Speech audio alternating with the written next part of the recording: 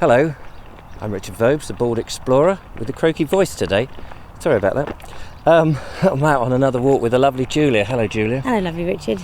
We're out, I think it must have been a week ago that we went out for our last little joint walk. Yeah, I think it was to the day. I think it was. It's a Thursday evening. We're doing evening walks whilst there are these very, very warm and beautiful sunshine. Yeah, long evenings. Absolutely. So we're going down a track which I have yet to go down on the South Downs. As you know, I've been doing a lot of walking on the South Downs, particularly those north of the Brighton area, mainly because I've been reading a book all about them. And we're starting here at Mile Oak Farm on this glorious day. We've got the lovely Joseph. Hello, Joseph, inside there. How are you? Yeah, he's a bit tired because it is actually very, very hot today. Now, this is a point in one of my In Search of Sussex that I did some filming, actually with Mr. Suggett helping me down here. We're at Mile Oak Barn just coming up to, which is just ahead of us, and there were some horses in there the last time we looked. I think they might be out in that field now. I missed them. Horses and a pony. And I came down the track on the right ahead of us. There's a track that goes straight on, and I thought that might be a nice little gentle track for us to explore. So that's the plan. So this will be just a very nice, relaxing little evening walk, hopefully. Nice chilled stroll. Yeah, chilled, although the sun is actually bearing down on us. Quite hot. Yeah, hey ho. But cooler than the middle of the day, for sure. Oh, definitely, Evening. definitely.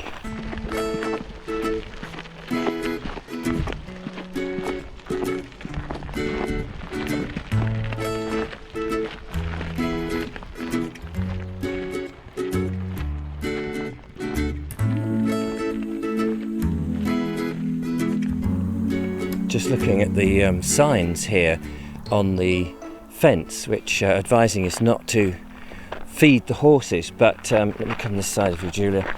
It's interesting because they give a little bit of information about the actual horse, rather than just a sort of bog rather off. than just saying don't feed the horses. Yeah. So this one here is Phoenix, and it's a brown horse, which is, well, we can see it in the distance there, I guess. A chestnut or a bay. I can't remember. It's been a long time since I studied. And then the other one up there, oh, there's a tractor coming, Julia. We're going to have to move out the way. The other one here is Rupert the Bear, which is a white horse at the top up there. But we have a tractor bearing down on us, so we're going to have to sort of come into this field, I think, somehow. Oh, there you go.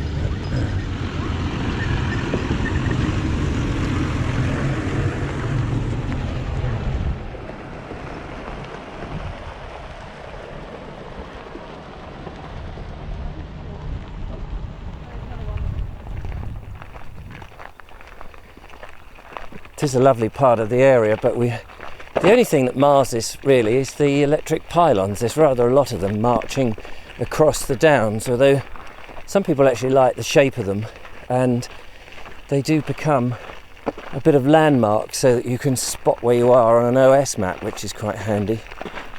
In the end, there were 3 of those farm vehicles, wasn't there? There were. 2 big tractors with hay on the back. Yeah. And then the machine that probably cut the stuff. cut them or baled them or... Don't know enough about it. Yeah. Big machine. Big machines. On wheels.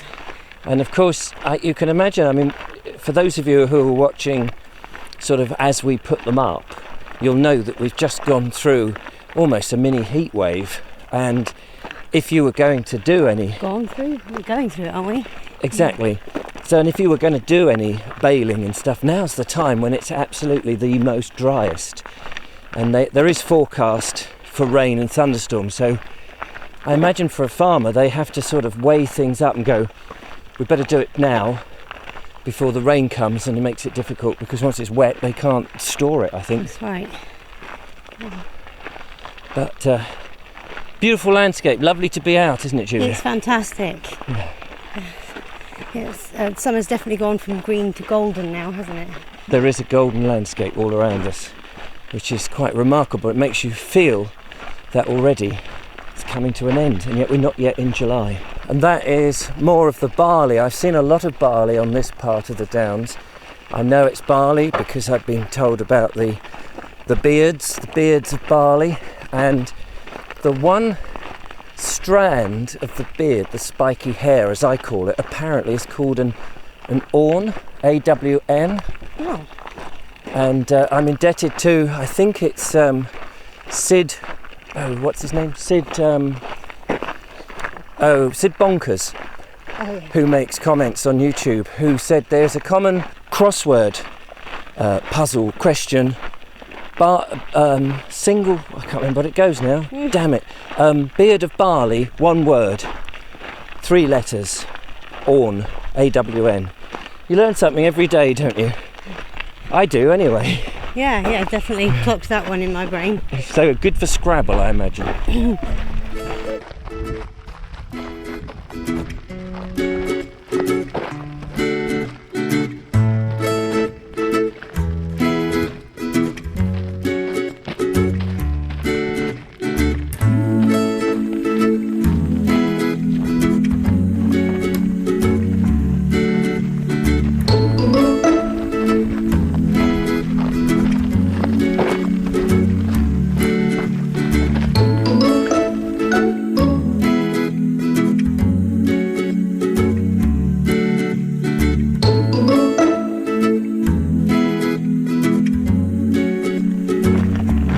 Fortunately, on this walk, the single big old bull that we saw was on his own, hence he was single, behind barbed wire. With no horns. With no horns, and quite hot, and just not in the mood to get up and chase us even if he could. Yeah, he did not look like he was getting up. Unlike the other day. Like those youngsters the other day, yeah. Yeah, they were quite frisky. Up ahead, Truleigh Hill. It's a bit of a landmark because of the masts. Oh, look, there's a butterfly. It's a red admiral. I think it's just, I'm not likely to get that on camera, but let me try before you move. Yeah, he ran away. I got a comic rise when I said he ran away on the last video. Here, just in front of us, is a sort of dip, or the edge, or a hollow, if you like, a valley. And there's, you can just about hear sheep. You probably won't be able to see them. The sun's probably streaming straight down the lens. I believe, memory serves me correctly from looking at old maps, it was here that Roman remains have been found. Certainly one human skeleton was dug up, and I think it's believed that there was some sort of Roman occupation. Are you all right? Yeah. Roman occupation up here on this part of the Downs. Ooh.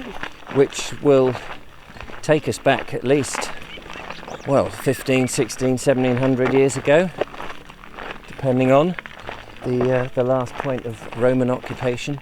But yeah, it's we're walking through history, Julia. Yeah. A barn in a field on its own, almost abandoned. It's quite a haunting little view, really. And then up ahead, Julia, a view that doesn't really typify the Downs, actually. It typifies these Downs. I've been reading a lot, as I said before, about this particular stretch of Downs, which is what the Georgians and the Victorians weren't interested in it because it was barren. Yeah, not many trees, yeah, according to them. But for us, it's a haven away from houses and urbanisation and noise, yeah. And roads and traffic and pollution. It's got a whole new noise of its own. The different birds, the multitude of different birds, the whispering grasses, the insects. It's fantastic. And we can hear those insects. I mean, you can actually hear the crickets. And we can hear each other if we whisper. Yeah, that's true. You don't actually have to raise your voice. And I said we don't have to shout. Yeah, we don't have to shout down there, you know. Point the camera at a child and he just shuts up, doesn't he? That's what you need, Yes. to help get him to sleep.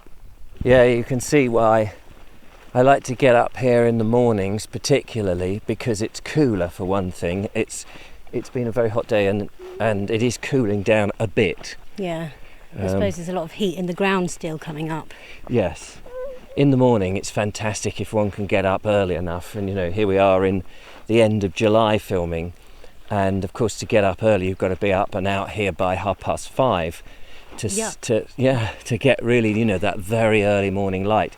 I haven't been managing that. I've been getting on site about 7ish to do my filming, and sometimes later, but then that's when you see some of the wonders, like the rabbits. They're just sort of out there having had a night of wandering around doing their stuff. Yeah, they tend to be active dawn and dusk. Yeah, so you never know, we might see them come out, as well as weasels and stoats and these things that you almost never hear anyone talk about. But they've almost left the language, haven't they? Yes, and that is a very sad thing. But they are here somewhere. It's just you don't really see them as much. There's an iron pillar sticking out of the ground, and it has the words Corporation Waterworks on it. There's one on Mill Hill, just above Shoreham. I think there's a couple on Mill Hill above Shoreham, actually. And I think beneath here there was some form of reservoir. Joe luckily knows all about it. He's been reading up about it, haven't you, Joe? You're going to tell us about the reservoir. Yeah? What can you tell us? Yes, he's keeping it to himself. This is the trouble with some of these young historians these days. They don't always impart the knowledge. But yes, I've seen this before, but it wasn't really until I got up to it and actually reread the label or the signage. You all right? Yeah, I'm just trying to grab a cricket or baby grasshopper or whatever. Oh, right. Of course, just be careful, there might be ticks. Yes. I keep getting ticked off for wearing shorts on the downs. I've been walking, since I was a kid. There was a farm at the back of where I lived. I've never had any issue with ticks. I know dogs can get them. Yeah. And you do hear of people, and it does lead to Lyme disease, and it is advisable to cover up. Yeah, I've only had a tick once, and that was on a Year 7 camp in the New Forest. Oh, right. Yeah. Bizarre things. And were there sheep in the field? No. Oh, right, Nope. okay. I've always associated the ticks with the sheep. Mm-mm. So if there's no sheep in the field, there might not be the ticks still there. No, I associate it with long grasses. Oh, okay, fair enough. Well, there we are. Just a word of warning. Somebody asked me to warn everybody, and it's just tipped into my head. So be careful of ticks. Be careful of ticks. Otherwise you too would get ticked off. Well, we're pretty much at the end of our walk, really, I think, for now. We may plod on a little bit more, but as far as the video goes, I think Joe's getting a little bit fractious. Yeah. Probably wants to come out and have a look at the ticks. So thank you, Julia, for coming along with me. Thank you for having me along with you. It just goes to show you can come along these, take a different footpath just a little bit further from the first footpath that you may have been on, and it's a different country. It's just a different world, and this is a beautiful landscape. It's fantastic. You can almost imagine, it makes it so much easier to imagine times gone by with this. Yeah. And of course, if we'd been very lucky over that hill in the 1930s, they would have put that motor racing track that I was talking about just behind you. We could have gone and watched some. It would have been great. Hidden behind a pastel fence. Yeah, sorry, I just looked down there and I was tickled by a grass. I thought it was a bloody tick. Anyway, enough of this gay banter. Thank you so much for watching. Don't forget to follow, like and subscribe. Become a patron. All the usual. We'll see you on the next one. Yes, thank you very much for having me along. Take care, guys. Bye-bye for now. Bye-bye. Bye, Joe. Say bye. Say bye-bye.